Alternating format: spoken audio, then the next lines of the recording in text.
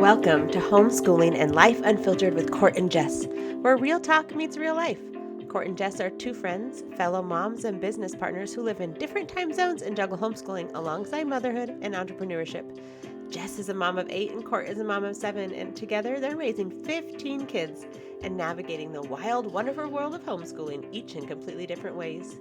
Every week, we invite you to pull up a chair for honest conversations, practical tips, and uplifting encouragement. You'll hear from moms across the country who are homeschooling in a way that works best for their families. Whether you're a veteran homeschool mom just getting started or somewhere in between, this is your space to feel seen, supported, and inspired. Because no matter how different our paths may look, we are all in this together. Hi, and welcome to Homeschooling and Life Unfiltered with Court and Jess. Today, we are diving into the pressures of spring. Why do we feel like we must do all the things in spring, and why do we feel like we didn't do enough? So we're going to jump right in. Why does spring make us feel like we have to do more, or that we should be doing more? I think for me, it's the end of the school year. And so you hit spring break and you're like, oh, shoot, I didn't do this, right? I didn't do my composer study. I didn't do enough art, or I didn't do any field trips. And so we try to cram everything that we haven't done in, 3/4 of a school year into a quarter. Like, it's so silly. And I do it every single year, like clockwork. It's so we did not discuss this topic ahead of time other than the title, but you said composer study in there. And about 10 years ago, I was at a spring homeschooling conference, our big local to Minnesota homeschooling conference, which is phenomenal. It's always in the spring, but there's nothing like a spring homeschooling conference to make you feel so inadequate about the year that's just passed. So about 10 years ago, I bought a composer study unit, and I am ashamed to admit it remains unused. We have never used it. It is so good too. I just couldn't fit it in. I bought it like, okay, we'll do an entire year's worth of composer curriculum in the next month and a half or 2 months, and it never happened. Okay, it's so funny that you say that, because literally sitting on my shelf right here by my desk is this Meister Classics fantastic composer study program that I bought. You guys, look, they're still cellophane. I mean, and there's like 10 of them, and I think Peter the Wolf was the only one I opened. They're great. And I had to buy a CD player just for these because nobody has CD players in their house anymore. Nope. And now that I'm thinking about this, I'm like, I wonder what happened to that CD player. So now you can't even play. Great. So now I should get them back out and do them, because we haven't done any composer studies this year. Right? Just buy a new CD player. Oh, that's funny. For me, and I don't know why, because it's not the case, but spring feels like such a deadline season. Like we are subconsciously feeling like we have to finish strong, or we have something to prove, right? Like, what do you see how the family over the summer, like in Minnesota, we all come out of hibernation and we see our friends, all these things. And it's like, well, how'd your school year go? And it's just all of this weird pressure that we put on ourselves. But in Minnesota, it's like this, and I know it's a little bit different in Arizona, but like this natural shift inward from like our winter routines, then like our outward kind of activities and connection with people and things like that. But I think for me also, so I agree with you 100% what you just said, but for me also, it's like when you are a high capacity mom, and I think a lot of our listeners will be able to relate to this, and a lot of our listeners are high capacity moms. This season triggers in me like this: I could do more, therefore I should do more. I have the ability to do more, so why wouldn't I? And I really struggle with that. And then we kind of chip away at our peace and the harmony in our house, like one reluctant yes at a time, right? As we overburden ourselves, like, yeah, I could help you with that. Yeah, I could do that for you too. Or yeah, I could, take on this additional composer curriculum. But just because we have the capacity to do more doesn't mean that we should, because when we do take on more, it often doesn't take away from the things that we're overcommitting to. It actually takes away from the most important things, which is our family. That's totally true. It's so hard not to say yes, and because I can. And can I just say that I would hate to have my homeschool conference in the spring. Like, I love ours is in the middle of summer, and it's right when I like honestly, I would almost like it better in June, like after the Yeah. school year's over. Ours isn't until July, and it's like literally 2 weeks before school starts in Arizona. But I would hate to do it right now. Well, okay, to be fair, ours is in spring, but it's in May. So it's not like it's in That's March better. or April. It's in Oh, I think early May. They've just shifted a little bit, but it's May, but it still feels really springy to me because it's not really summer here until June. okay, real life people. Sorry, I have a kid coming in who No. needs help. I apologize. Good. We have a baby here today, and my littles are helping out with the baby, and they have questions. So we'll see how we can make it through without him joining us. Oh, I love it. And if he does, he does. How do so one of the things that I was thinking about is that like spring doesn't necessarily like expose our capacity, like how much we've done or what we can do because we know we can do all the things, but it also exposes like our lack of boundaries and like how do we make sure we have appropriate boundaries up for to protect our family and the things that are important. What kind of pressures, like if you had to categorize, and if you need a minute to think, I can go first too, but like what kind of pressures do you think show up the most for you in spring? Like school, home, all those things. Oh, well, I think it depends upon the year. Like Okay. this year, I have two graduating. Like I have a high school graduate and a college graduate. So Yeah. I feel like it is like compounding like double time with all the Mhm. things, right? That always adds a whole nother level because then you have graduation parties Yeah. and for some reason it is the age of my kids, but it's a wedding season. We've literally had a wedding shower or a wedding or a baby shower every weekend, you guys, like in this like 2 months time frame, and some multiple a day. And so I think on top of that, and I want to go to all the things. I want to support him. I want to do that. But sometimes I'm just like, oh, can I just please send a present? You know what I mean? Yep. It's kind of a weird place to be in right now. And so I feel like it's even worse. And this is the worst. This is the first time I've ever dealt with this because I think it's because of the age of my older girls that we're in a new season of life. And so I'm feeling that like on top of it. So it's taken over all my Saturdays. Saturdays are gone. Yeah. Like, gone. And I don't know. Now I can't even remember what you asked me. Like, No, you're good. So I was gonna say, I was actually just thinking about this the other day. We went so many years without any weddings. Like it was just the age that my kids were and my cousins and myself, and we've had a few trickle in. But I was just thinking about this recently, and I'm like, oh, all of my friends' kids are going to be starting to get married, and all of my kids' friends. I'm going to end up where you're at in just a couple of years. So I'm missing friends, but two weddings when we're in Hawaii. Two weddings. That's crazy. It's nuts. And my daughter's in one of them, and my daughter's making the cake for another one. And so it's just, So it's busy. a crazy, like, I feel like this year is worse. And I feel it's more, I guess, like family, like outside obligations or like. Yeah. Social pressure. So there you go. That's a great word for it. I don't feel it as much in the school stuff only because I'm old and I've been doing this long enough that like I recognize it and I see it that I don't have to do that anymore. I don't feel like I chase that rabbit wheel as much as I used to. Because now I'm like, oh, we didn't do all those things. Oh, well, next year, it'll turn around next year. Where I couldn't have said that 10 years ago, me would have been like, oh no, how many things can we cram in? And we're going to do school all summer. We're going to do all the, you know what I mean? We're going to just, the anxiety of it. And now I've been around the block enough that I'm like, yeah, it's okay. Like, it doesn't really matter. And everybody, even I wish I had told my younger self this, like, who cares? Like, it doesn't matter. It'll come back again. Like your kids are here a long time. You do not have to cram everything into this 1 year that you think it should be. If you do American history for 2 years in a row, that's okay. You know what I mean? I don't know. No, I agree with you. So that's the academic pressure is kind of how I labeled it. And, for me, so I have three kiddos grown and gone.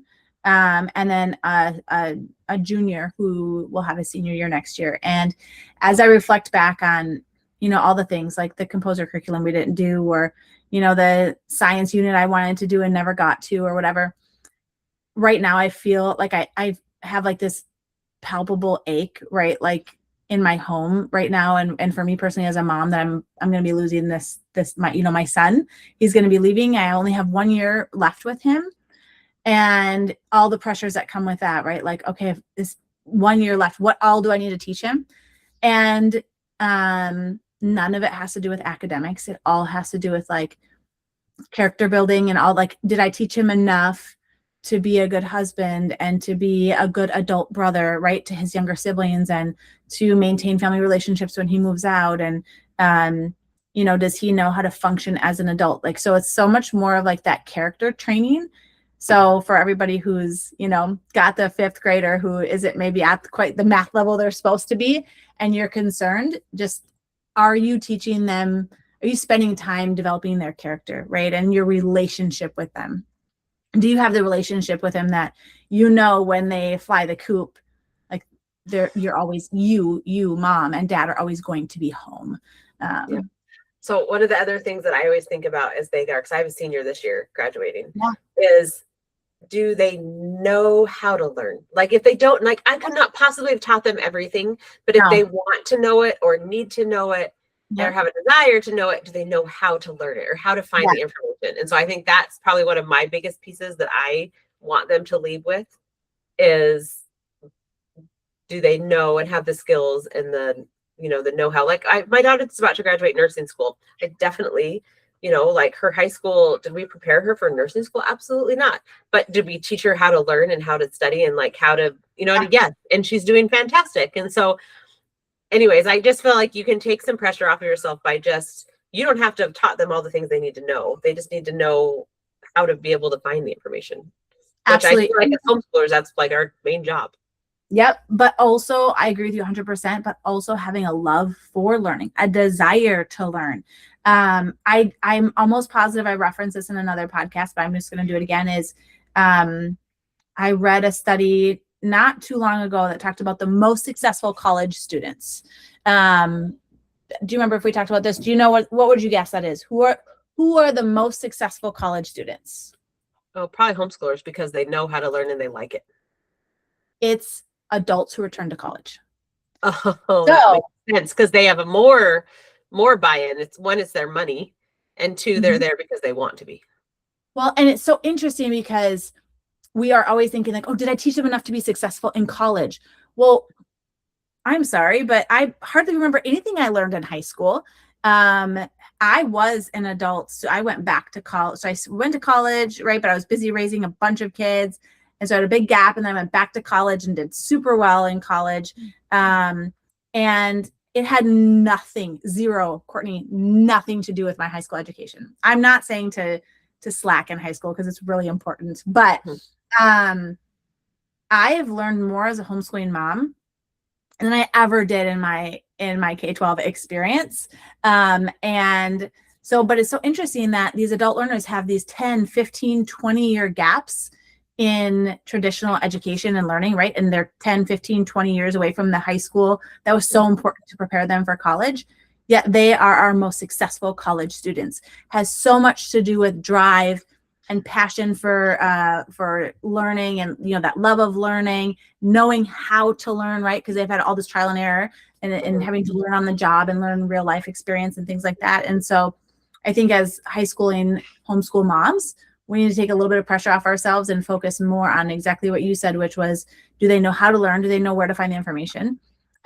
Do they love to learn, right? And are they motivated? Those are all training pieces and character building, things like that. So I think we could take a little bit of pressure off ourselves. So the other pressures that I had written down were opportunity pressures, right? Like, oh, but it's such a good opportunity. Like, I could drive them 2 hours to this special choir, and it's such a good opportunity because he's such a good singer, and he definitely would, get multiple solos and such great experience.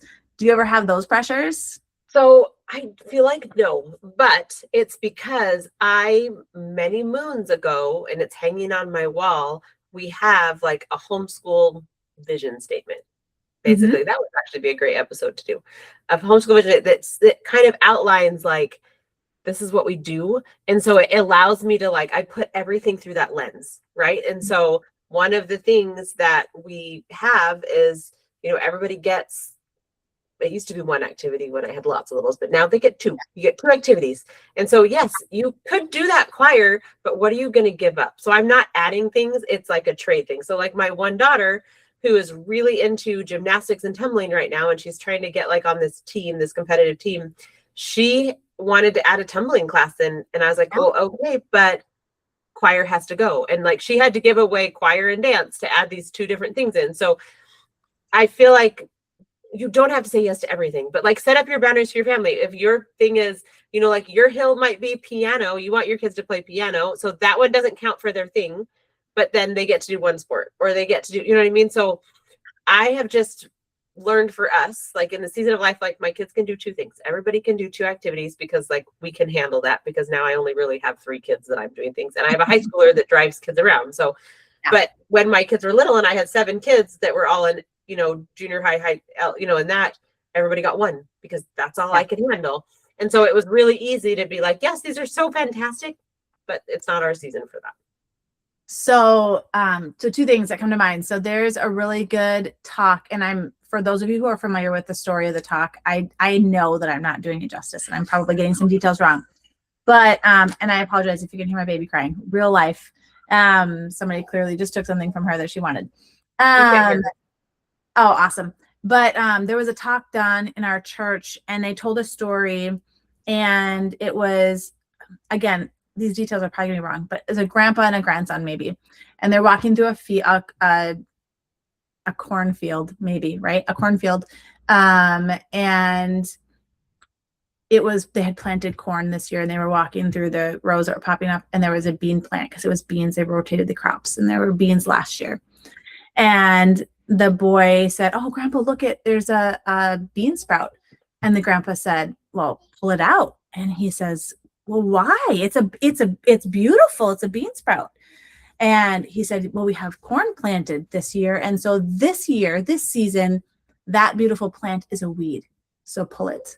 And so I loved that story. And that has really stuck with me, that there are great opportunities and great things.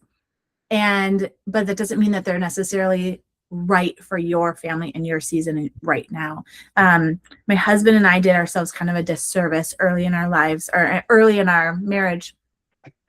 He's an only child, and I came from a big family, and he and I agreed early on, again, like I just shake my head about like how naive we were, right?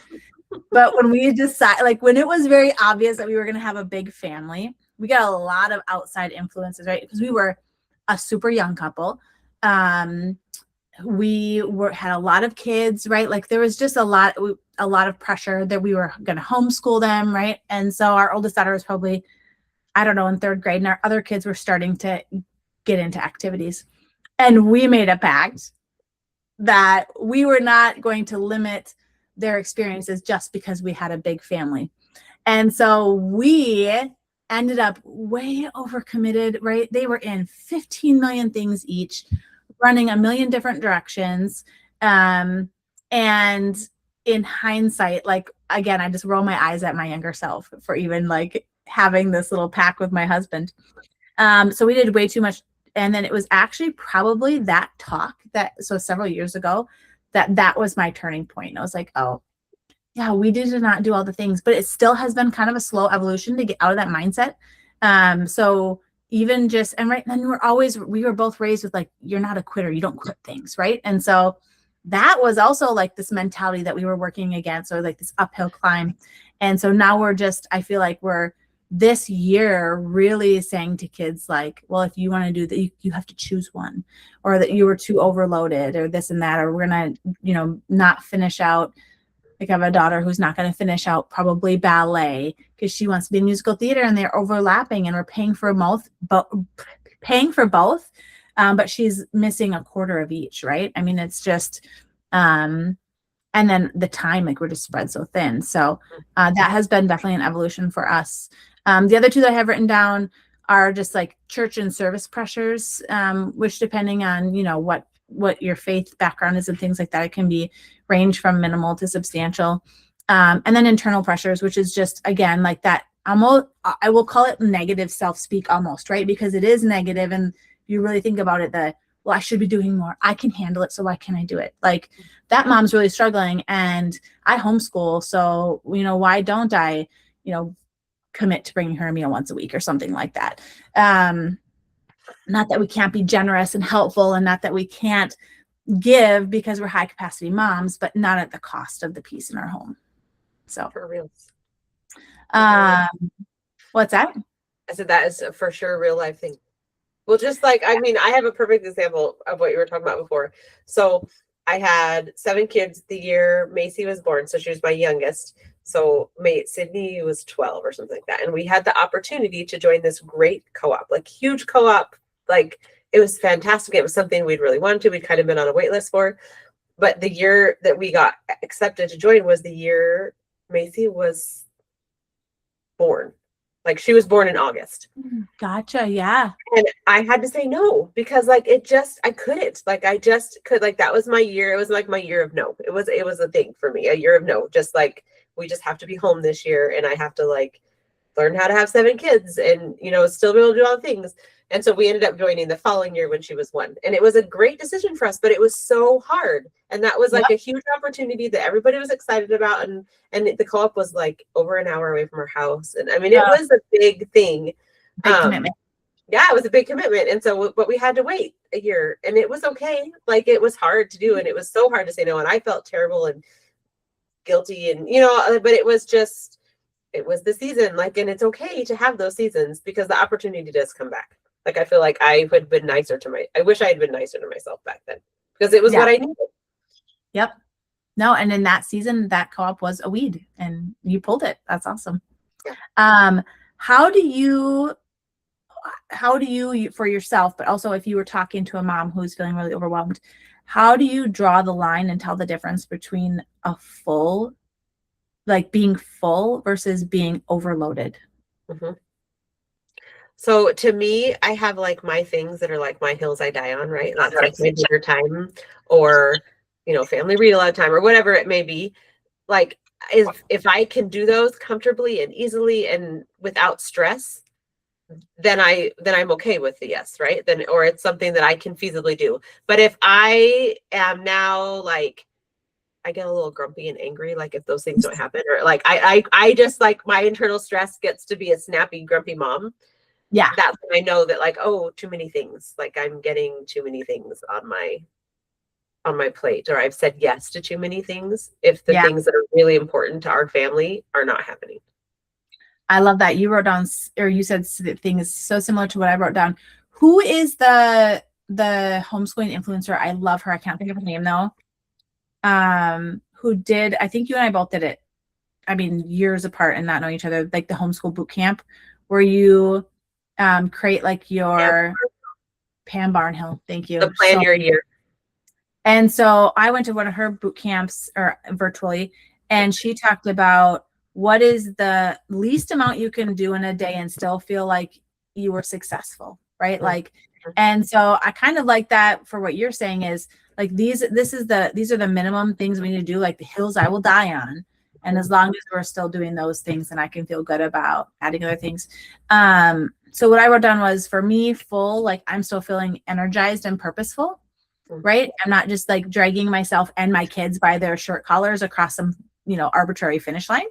I still have a margin. And I think that's really important. Like there's still a margin to fill with like, hey, let's run and get an ice cream cone, or let's just like curl up and read a book together, or this child's upset. So I literally have the time to drop everything and just go spend 45 minutes trying to unpack what's upsetting this child. And then my kids are thriving, right? Like kids are thriving, mom is thriving. That's kind of like my full. But my overloaded is I'm literally just managing everything and not enjoying anything.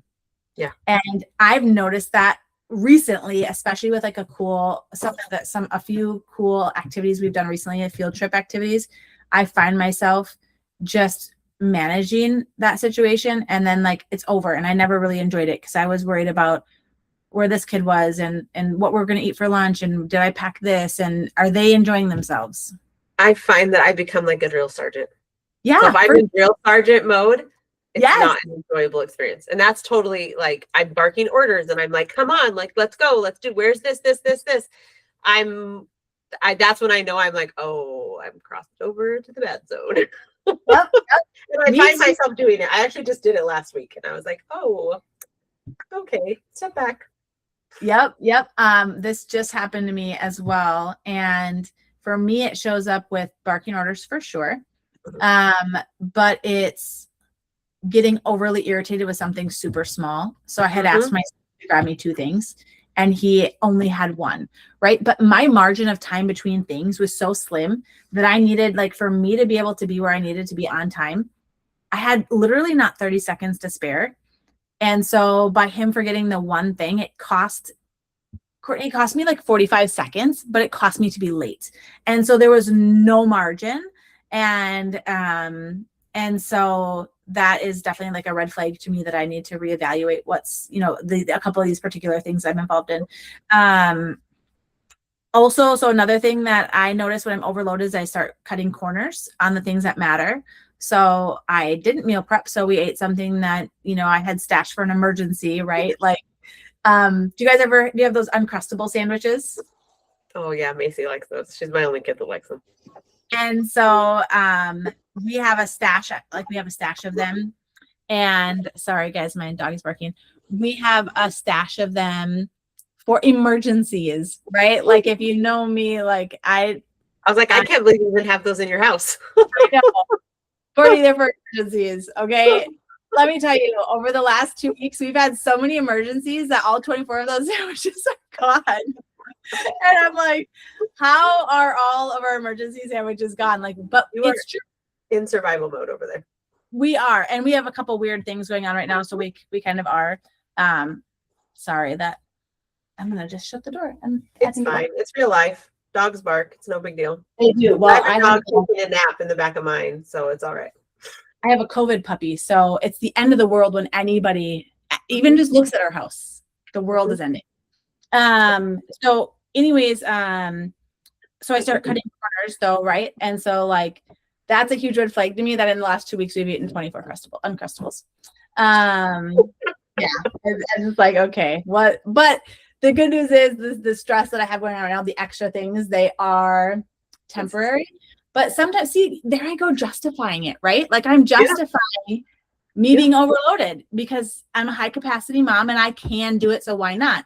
But anyways, bottom line, like when my systems start breaking down, I'm not in a full season. I am in an unsustainable overload season, and it needs attention. Like the gaslight is on, pull over and take inventory and figure out a new path.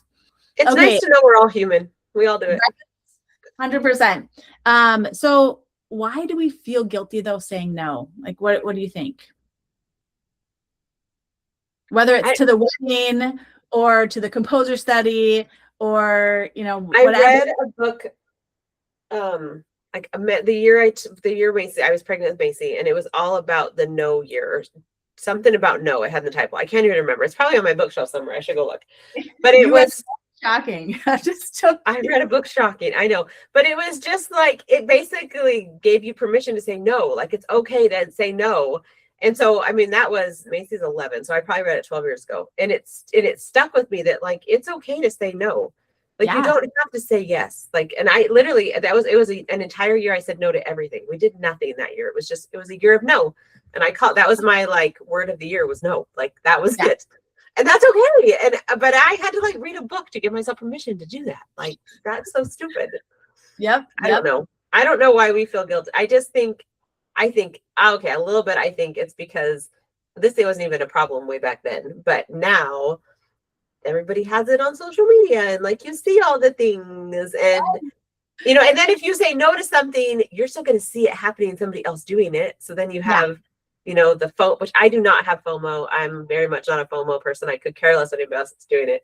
My friend says, her husband says he has JOMO. He has the joy of missing out. And sometimes I'm like, yep, that's me. I have joy in not being there for that.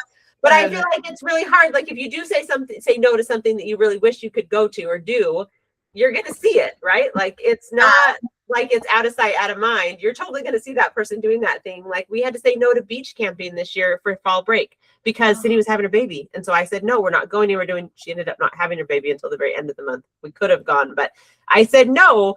And so my kids were mad at me and they were like, and then they saw their friends in the pictures. And I was like, it's just, we can't say yes to everything. It just can't.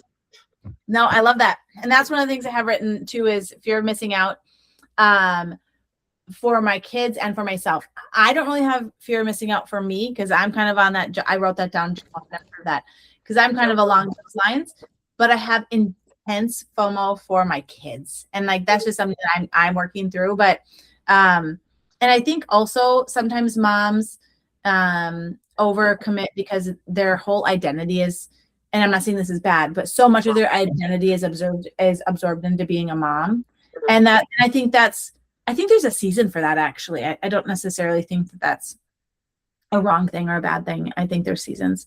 But this is one that was a big one for me is I'm a builder. So I see potential in everything. So I'm like, oh, that, karate lesson is so important. Like that's an important opportunity because my kiddo then may become a black belt.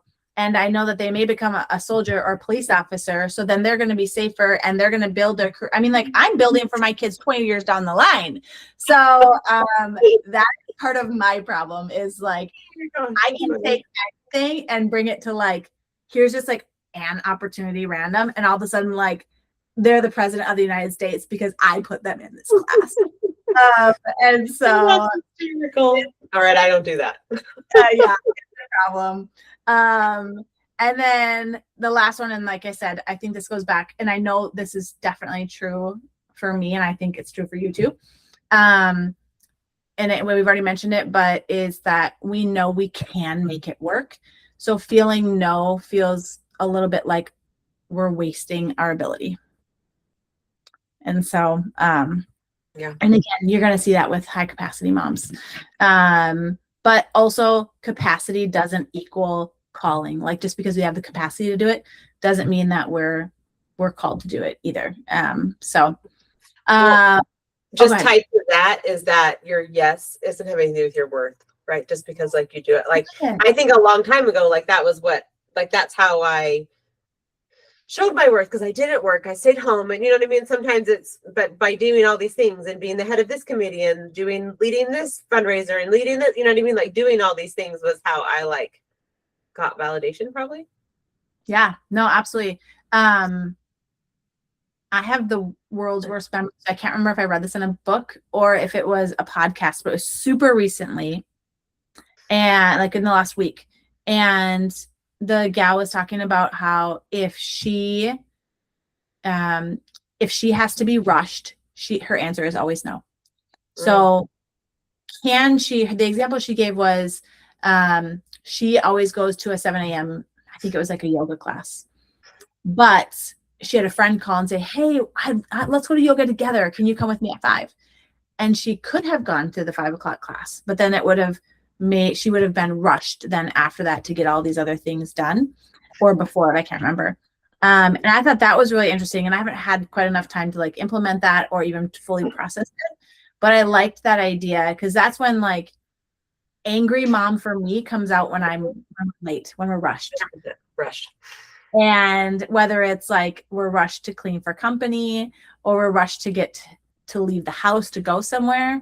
And I know that about myself. So I'm really intrigued about this idea of basing so much of my no on if I will be rushed. If this will cause me to be rushed or hurried, then my answer is no. I like that. Something to think about. Yeah, for sure.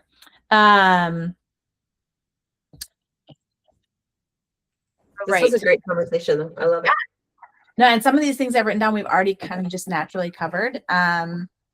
So I like this one though. So what for you, and we've talked about it a little bit, but maybe from more of a family aspect, what are some signs that your family needs more margin? Like how do you recognize when you might be a little bit overscheduled, overloaded? How does that show up in your family? To me, it's when the drill sergeant comes out, when I'm not enjoying anything and I'm just like managing everyone's schedules and times and like what's happening, right? Like there's no downtime for me either, right? Like because when they get overcrowded, that means I'm overcrowded, and so then I'm not making time for any of those things. So that to me, that's just kind of what I've learned. Like that's my trigger. Yeah, no, that's feeling more than I really should or want to or ever. You know what I mean? Like that to me, that's just how I manifest it. Like I just always I become very short and very grumpy and just very like, no, no, no, no, no, no, no, you know. Which I feel like I've outgrown as I've gotten older, but it was definitely an issue when a long time ago when I had little kids. Yeah. Yeah. I still get that way. Like if I will turn into drill sergeant mode here and there. If it's like I said, especially when we're rushed, but if we're overloaded. So for me, and I still have little kids, for me, kind of how those signs show up in the family are like we're always transitioning instead of just being present. Like we're always like we might be at an activity, right? But we're talking about what we're doing next. Or we're like, okay, it's 10 minutes and then we have to go. Like, but we're always in that. Like the kids don't ever just get to rest. So that's like a red flag to me that, okay, we need to reevaluate a little bit. Kids resist things they normally enjoy. This is a really big one for me. So like if I'm like, what do you mean you don't want to go to, like this just happened. Like my daughter didn't want to go to mathnasium, which she loves. Like, well, what do you mean you don't want to go to mathnasium? She loves it. She just wanted to be home. Well, we had an overnight sleep study last night. It was a beautiful day yesterday. We had to leave at 3:00. She's been gone for, all yesterday evening, all overnight.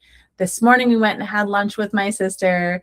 And she just hasn't been home. So like, that was a big red flag to me. Like, okay, she is just like, so it might not even be a whole season. It could just be a day, and so what that for me was self-reflecting, like, how could I have done that differently?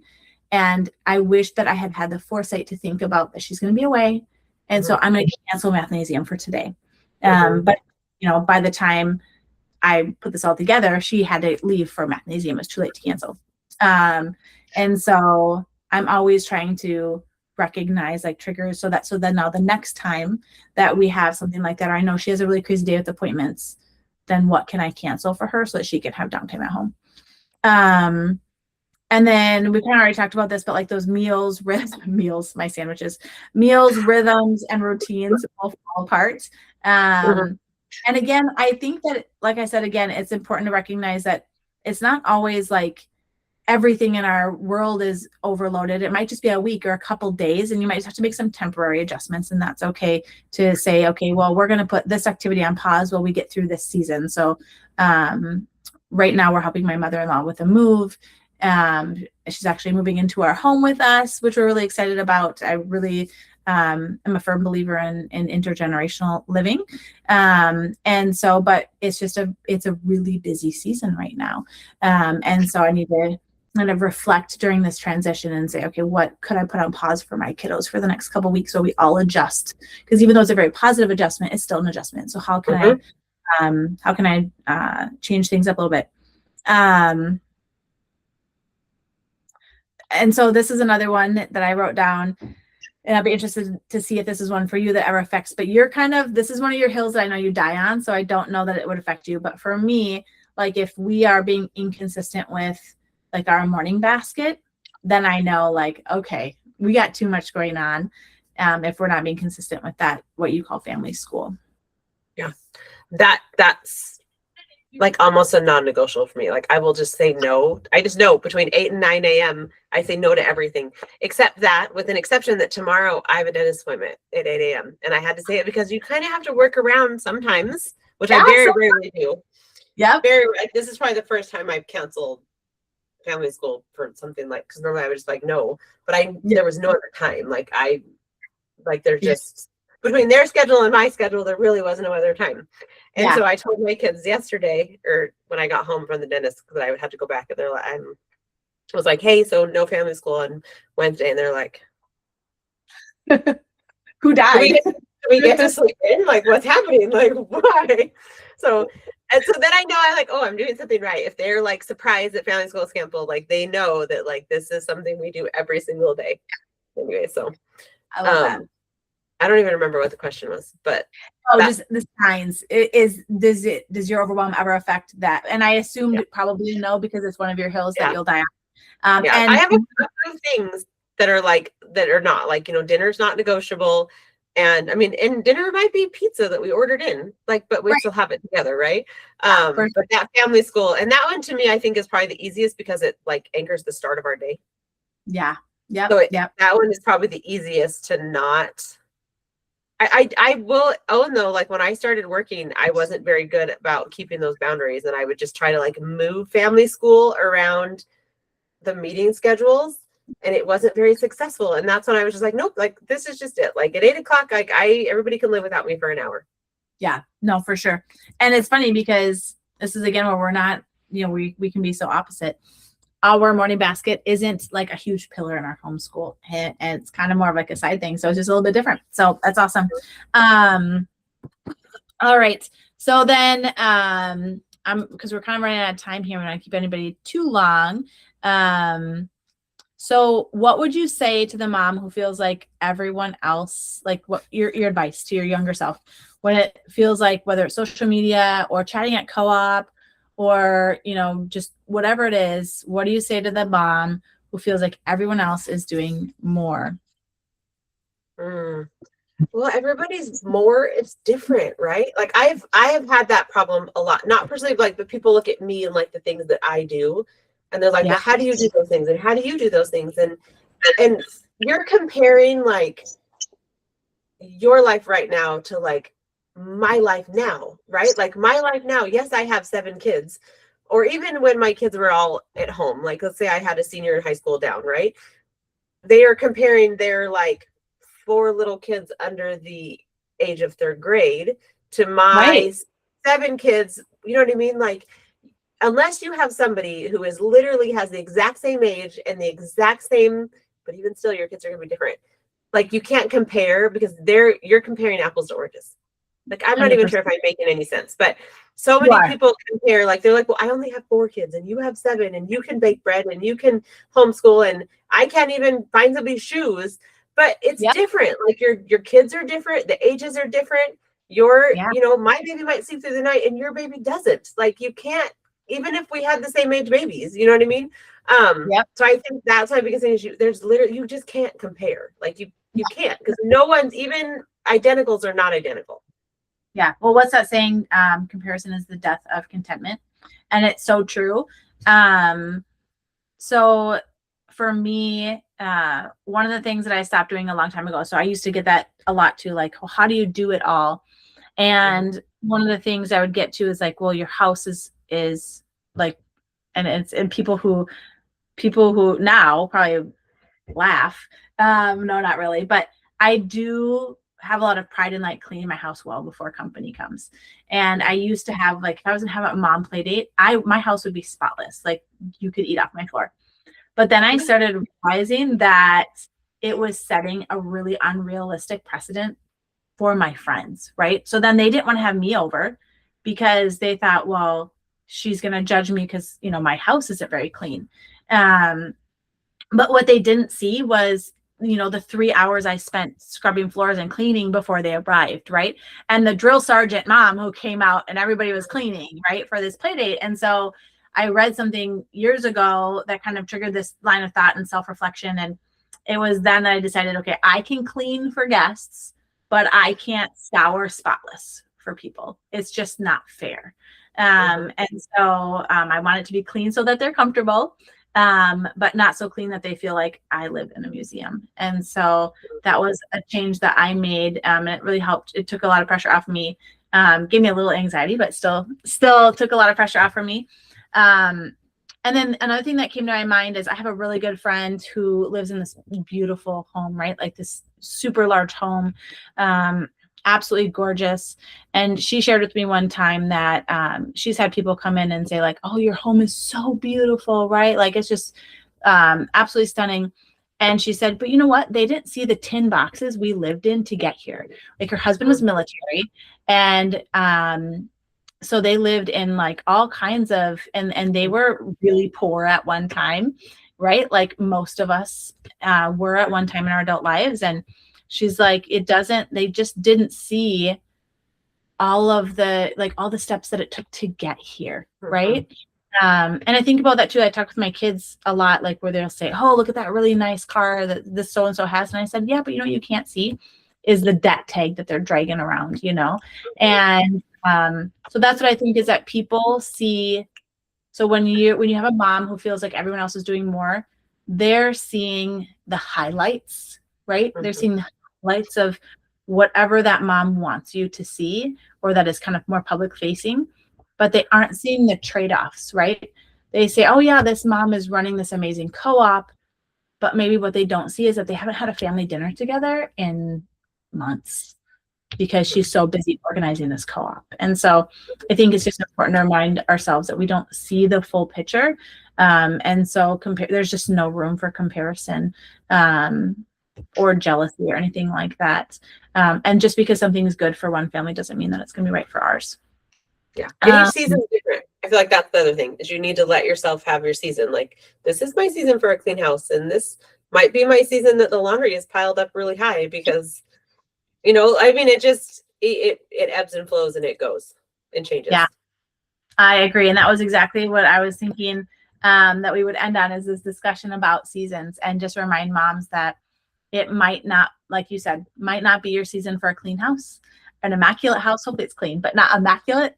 Yeah. It might not be, right? It might not even be your season that you guys are eating dinner together every night. Strive for it, but it just might not be your season. It might not be your season for a composer curriculum. It might not be your season for that co-op, right? Because you have a brand new baby. I had a friend who had to leave our co-op because her kiddo had to go through chemo. It wasn't, and it was heartbreaking, shattering for them, right? Because they were kind of, in some ways, distancing themselves from their community, their support system, but it just wasn't their season, right? We were in COVID, and chemo suppresses your immune system, and it was just not their season to be at co-op. And guess what? They came back the next year, and when they were off chemo. And so just recognizing that we can't do all things. And even if we can, doesn't mean we should. So just embrace the season you're in, and try to have joy and be grateful for what you have going on, and don't fall into that trap of overcommitting yourself, because your entire family pays that price. Any parting word? Remembering this too shall pass. Yes. This too shall pass, right? If you're in a hard season, you're not there forever. It's just a season. And it goes by so fast. And I think I heard this thing, and I remind myself of it all the time. When we are all 80 years old, right, and we are reflecting back on our lives, and we would trade everything in the world, all the money in our bank account, all of the status we may or may not have, all of the people's opinions, we trade all of that for just 10 minutes back in the chaos of our lives with littles. So embrace the season. It goes by really, really fast. Just enjoy your kids, and say no once in a while. All right. All right. That was great. Thank you. Bye, everybody.